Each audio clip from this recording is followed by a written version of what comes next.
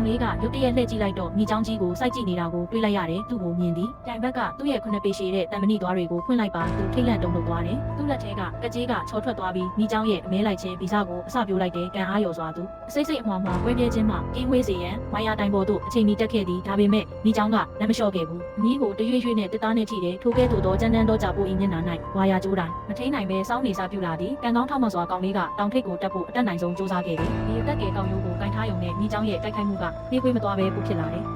စွမ်းထက်ကောင်လေး၏နှလုံးသည်ချက်ချင်းပင်လေချောင်းစီသို့တိုးလာသည်တသားပြုတ်ကြမယ်ဆိုတာသူသိတယ်အနည်းနဲ့အမြဲ